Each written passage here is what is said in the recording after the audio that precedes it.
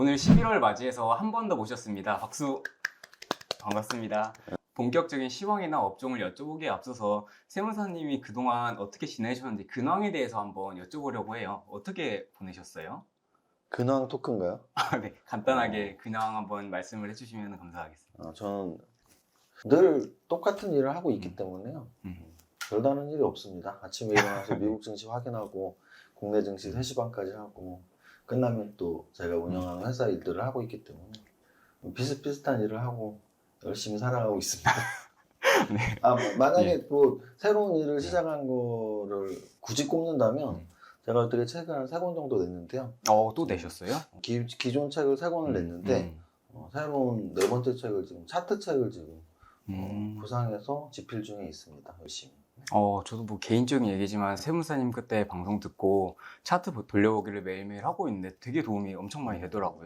그럼 오늘은 세무사님을 모셔놓고 크게 한 3가지 정도 꼭지로 해가지고 질문을 좀 드려보려고 해요. 첫 번째는 시황에 대해서 한번 여쭤보고, 두 번째는 업종에 대해서 한번 여쭤보고, 세 번째는 개별 종목, 개인 투자자분들이 아마 관심 있는 그 종목에 대해서 한번 여쭤보려고 합니다. 그럼 시황에 대해서 먼저 한번 좀 여쭤볼게요. 먼저 지난 9월 말에는 국내 증시에 대해서 모멘텀, 수급, 기술적 측면에서 가격 조정, 기간 조정을 예상을 하셨고, 현재 상황에서도 사실 국내 증시에 대해서는 뷰가 변함이 없으신지 아니면 혹시 달라진 게 있으신지 한번 여쭤보겠습니다. 상황은 그때보다 더 안 좋으면 안 좋지 좋다고 말씀드릴 수는 없을 것 같아요. 왜냐하면 9월 말과 지금 또 한 달 이상 지난 시기이기 때문에 한 달 이상 시간은 지났지만 전고점 3,300에 가까워지기는커녕 거래소 지수 같은 경우는 3,000포인트를 좀 축으로 움직이다가 최근 며칠 동안 좀 흘러내려서 지금 3,000 밑으로 내려갔거든요. 그래서 한 달 전보다 시장표를 더 좋게 볼 근거는 없고요. 글로벌 경기 전체로 본다면 사실 미국 증시가 계속 신고가 치는 것, 그게 가장 큰 호재죠. 우리나라 지수가 사실 안 무너지고 버티는 거에는 미국 증시가 매일 신고가 치는 거에 미국은 신고가인데 우리는 떨어져서는 안 되지 정도의 좀 하방 경직 또는 저점 매수 세력들이 있기 때문에 안 떨어지고 있다고 생각을 하고, 그럼 또 이런 생각하시는 분들이 많이 있어요. 미국 증시는 계속 신고가를 치고 있으면 우리나라만 못 가니 이렇게 생각하시는 분들이 있는데 사실 우리나라만 못 가는 건 아닙니다. 아시아 증시 평균 정도 우리가 하고 있는 것 같고요. 늘 아시아 증시 마감 증시도 보지만 일본, 대만, 홍콩, 상해, 우리나라 그냥 비슷비슷하게 미국을 못 따라가고 있는 현실이니까 뭐 너무 막 이렇게 자조적으로 우리나라만 못 가 생각하실 필요는 없고 아시아가 못 가 이렇게 보는 게 맞는 것 같고요. 그건 결국은 뭐 미국 시장이 왜 아시아 시장보다 더 강한지는 자주 좀 말씀드리는데 두 가지로 보시면 될 것 같아요. 달러 발행국 그리고 또 하나는 글로벌 기업들의 보유국이죠. 뭐 테슬라가 글로벌 기업이고 물론 현대차도 글로벌 기업이라고 할 수 있지만 시가총액이 10배가 훨씬 더 차이가 날 정도로 우리나라 분들은 네이버를 쓰지만 세계의 각 나라 분들이 구글을 쓰는 이런 차이로 본다면 왜 미국이 더 강한지 알 수 있을 것 같고요. 여기서 늘 이제 아이러니한 거죠. 미국 증시가 계속 가면 그럼 미국 주식 투자하는 게 더 좋지 않아? 여기에서 이제 판단이 쓰시는 분들은 미국 증시 실제 많이 하는 거고요. 그래서 작년 대비 올해 한국 계좌 예수금보다 좀 미국 증시 투자가 훨씬 커지고 있다는 기사는 뭐 번번이 볼 수가 있을 것 같습니다. 그러면은 저도 뭐 연계해서 한번 질문을 드려보고 싶은데, 지금 사실 국내 증시가 계속 2,900, 3,000 왔다 갔다 하고 그 코스닥 같은 경우에도 한 922포인트였나요? 그때 한번 저점 찍고 지금 1,000포인트 왔다 갔다 하고 있는데, 주식이랑 현금, 뭐 채권도 있을 거고 포트폴리오에 대한 비중을 좀 어떻게 가져가는 게 제일 좋을까요? 네, 일단 뭐 주식 투자자 분들에게 그냥 주식과 현금의 비중 정도만 말씀드리는 게 맞는 것 같고요. 사실은 채권은 오히려 좀 금액이 크신 분들이 많이 하시지 이렇게 소액으로 채권 하시는 분들이 많지는 않은 걸로 알고 있고, 금 투자나 달러 투자 하시는 분들도 있지만 뭐 포트폴리오 효과가 그렇게 크게 나오진 않을 겁니다. 금액이 작을수록. 그래서 일단 주식 투자자 분들에게 현금 비중은 어떻게 해야 돼? 근데 이제 저는 여러 번 강의 때 제 철학을 말씀드렸는데 무자르듯이 30% 현금 비중, 50% 현금 비중 이렇게 되진 않아요. 그게 만약에 된다면, 만약에 현금 비중을 30%, 50% 이렇게 지킬 수 있다면 여러분들이 매도를 쉽게 하실 수 있을 거예요. 매도를 30% 수익 나면 매도, 50% 수익 나면 매도 이렇게 정하면 되는데 못 하시거든요. 그래서 제가 오히려 비중을 정해서 하는 것보다 저는 이런 방법을 많이 쓰는데요. 장이 좀 안 좋으면 당연히 마음에 안 드는 종목들이 생길 거예요. 우리가 작년 11월, 12월에는 많은 종목들이 잘 올라갔고 그때는 막 다 보물단지 같이 좋은 종목들이었죠. 근데 최근 7월 고점 찍고서 3,300 고점 찍고서 3달, 4달 조정 받으면서 마음에 안 드는 종목들이 분명히 생기셨을 거예요. 눈에 가시 같고 갖고 있으면 불안하고 그런 종목은 사실 저는 물타기는 절대 불가고 속 편하게 주식 투자하시려면 파는 게 맞다고 보거든요. 팔면은 뭐가 생기죠? 현금이 생기죠. 현금이 생기면 바로바로 주식을 사는 버릇이 아마 있을 겁니다. 근데 그 바로바로 주식을 사는 버릇은 상승장에서만 유용한 전략이에요. 근데 지금 상승장은 분명히 아니거든요.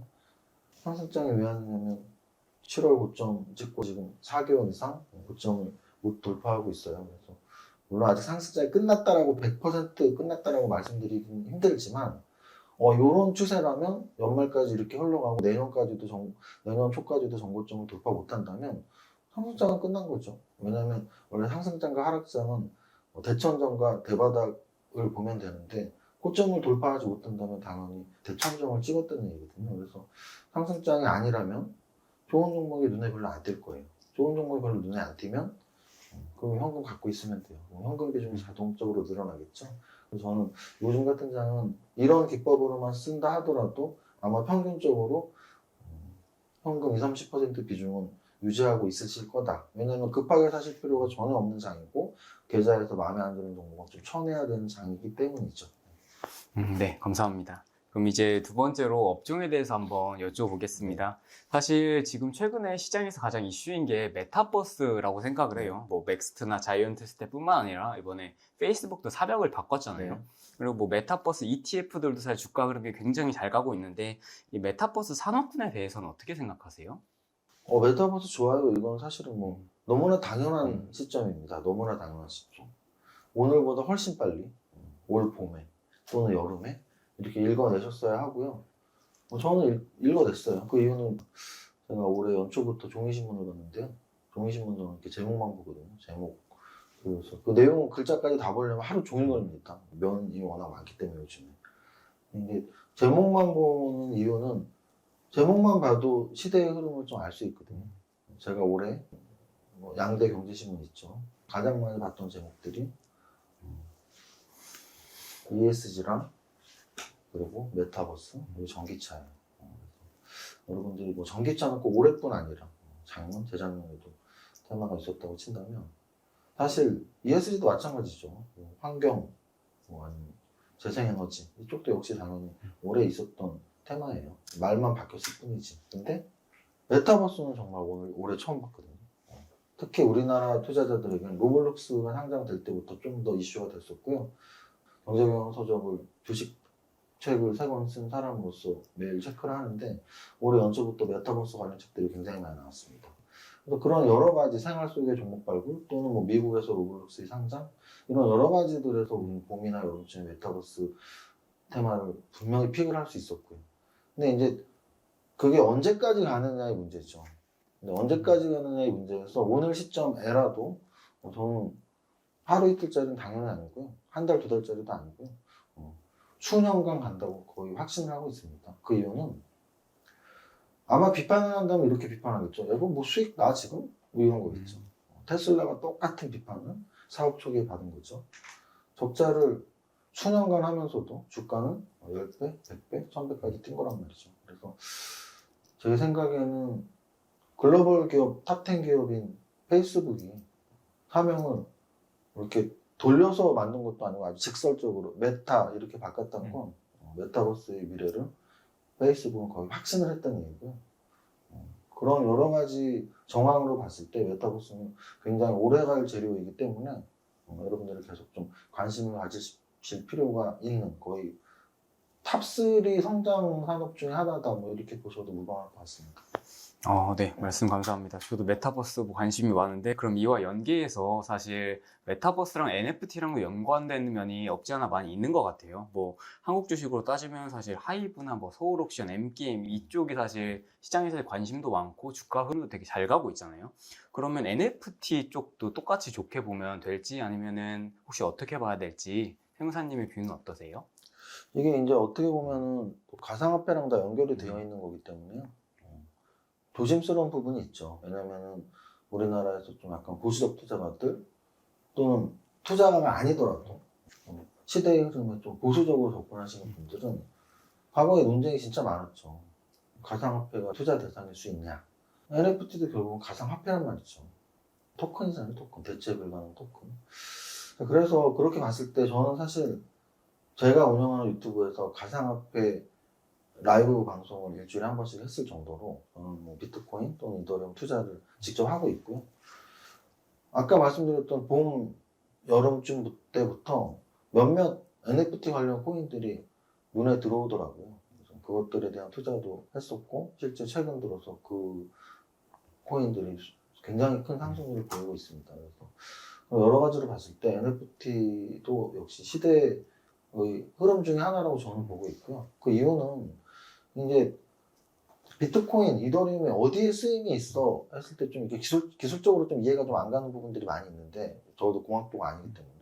근데 NFT는 좀 이렇게 직관적으로 이해가 좀 가더라고요. 그러니까 이게 예를 들어서 저런 거죠. 디지털 그림 아니면 어떤 순간 사진, 영상, 짧은 영상들 뭐 이런 것들을 그 대체 불가능 토큰으로 정해지지 않은 가격으로 딱 그 하나의 가격으로 예를 들어 이 볼펜은 하나의 가격으로 그 토큰에 이제 가격을 매기는 거죠. 그래서 실제 뭐 미술품 경매나 이런 해외 외신들을 보면 뭐 100억에 뭐 NFT 뭐가 팔리고 뭐 이런 걸 종종 볼 수 있습니다. 그래서 아마도 앞으로 이 흐름은 하루 이틀짜리는 당연히 아니고 역시 아까 메타버스 어떻게 보면 메타버스와 NFT의 공통점은 가상이라는 데 있어요.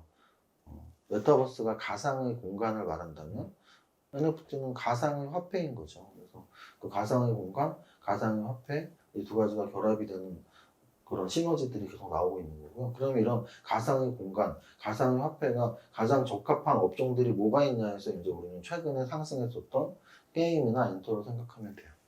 게임이 가장 적합한 게 게임 공간이야말로 그야말로 가상의 공간이고요. 그 가상의 공간에서 쓰이는 코인은 가상화폐라고 우리가 가정을 한다면 게임이 가장 적합해요. 그래서 로블록스가 메타버스의 시작점이라고 할 수도 있는 것이고 또 우리나라 최근 급등주 중에 위메이드가 있는데 위메이드 역시 NFT 코인하고 같이 연결이 되어서 이렇게 상승을 했던 것이고요. 그래서 최근에 게임주들 중에서 뭐 게임빌이랄지 아니면 넥슨이랄지 이렇게 몇몇 게임 회사에서 지금 가상화폐 거래소들 지분 투자를 계속 늘리고 있습니다. 그게 바로 게임과 가상화폐의 결합을 위해서 시너지 효과를 위해서 하고 있다고 보고 있고 또 게임 말고 하나의 산업을 더 말한다면 저는 당연히 엔터를 보고 있어요. 아까 말씀하신 하이브가 당연히 엔터의 시가총액 대장주잖아요. 하이브에서도 지금 NFT와 연관된 사업을 하겠다고 지금 공공연히 말을 했고 또 역시 가상세계, 메타버스 세계에서도 엔터주들은 굉장히 큰 시너지 효과를 발휘할 수 있죠. 실제로 미국의 가상 공간에서 유명한 가수들이 콘서트를 열었는데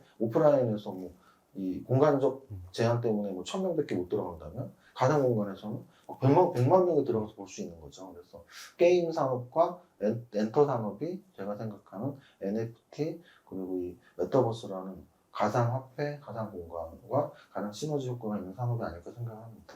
NFT도 사실 뭐 시장에서 지금 관심도 되게 많고 해가지고 소프트는 이따가 여쭤보겠지만 먼저 OTT 업종에 대해서 여쭤볼게요.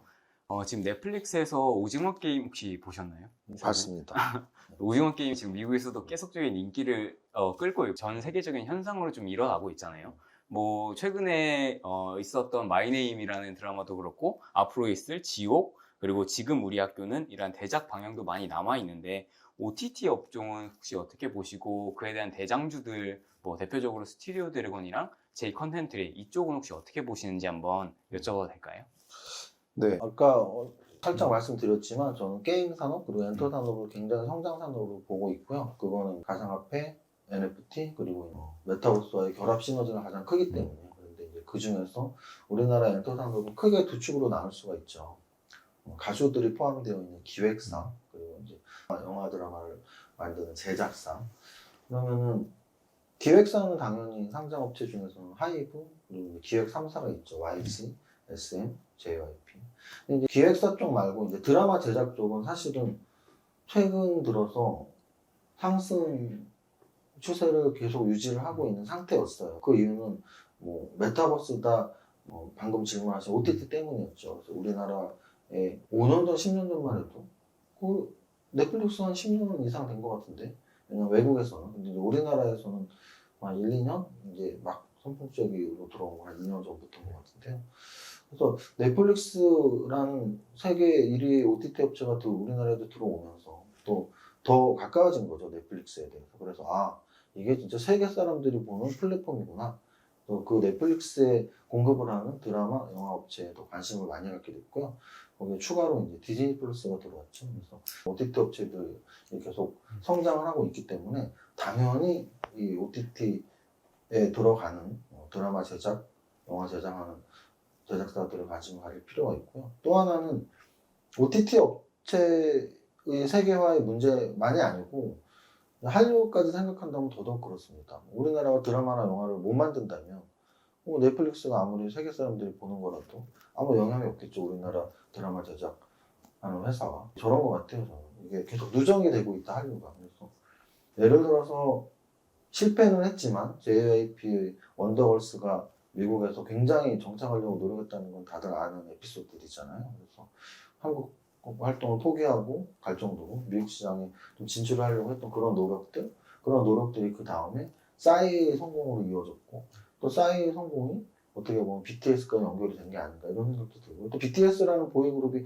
갑자기 나온 게 아니고 뭐 동방신기나 뭐 기타 여러 또 아시아권에서 인기를 끌었던 아이돌 그룹이 있었기 때문에 세계를 주름잡는 BTS가 나온 거죠. 마찬가지로 한류도 저는 그렇게 봐요.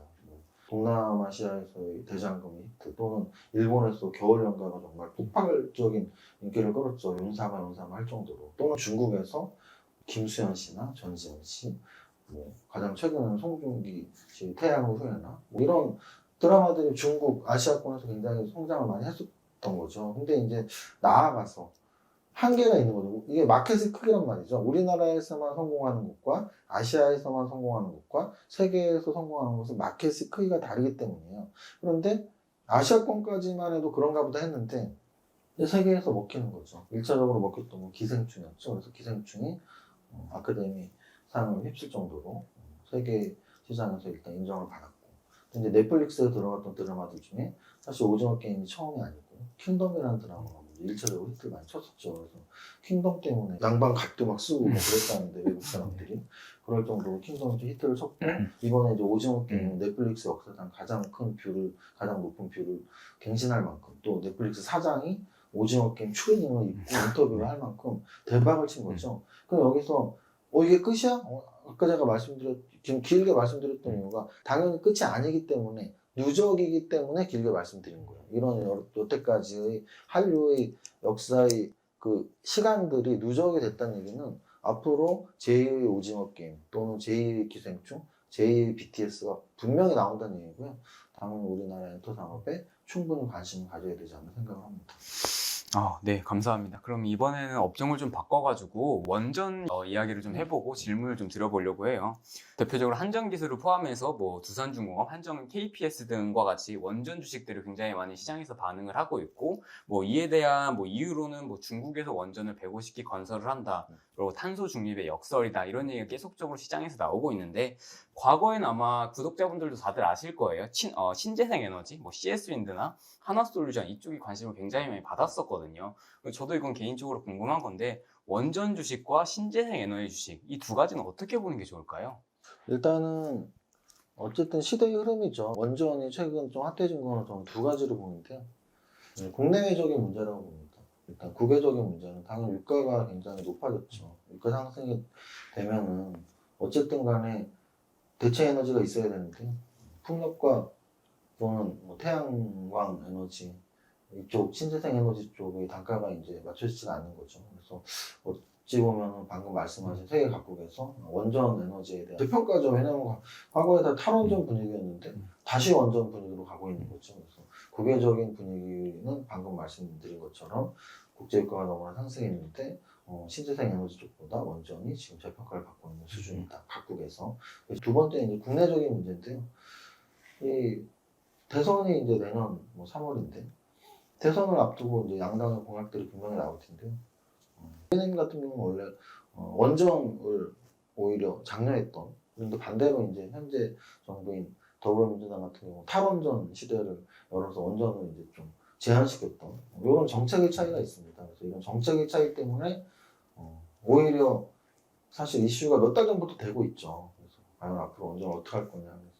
그래서 국민의힘 이제는 후보가 확정이 된 윤석열 후보 같은 경우에 처음 대통령 출사표 내고서 원전 관련 교수님을 거의 첫날이고 둘째 날 만날 정도로 이게 이제 정책의 차이를 극명하게 보여주는 거죠. 그래서 국내의 대선을 앞둔 정책 또는 세계적인 원전에 대한 재평가 이런 것들 때문에 최근 원전 관련 주가가 많이 올라가고 있다고 보고 있고요. 대장동 다음은 두산중공업이죠. 그러니까 시가총액상으로 상승률은 한전기술이 될 거고 시가총액은 두산중공업이 대장주일 텐데 그들의 차트가 아직은 살아 있습니다. 근데 이제 저런 거죠. 제가 아까 메타버스 몇 년 동안 갈 수 있는 성장주라고 생각합니다.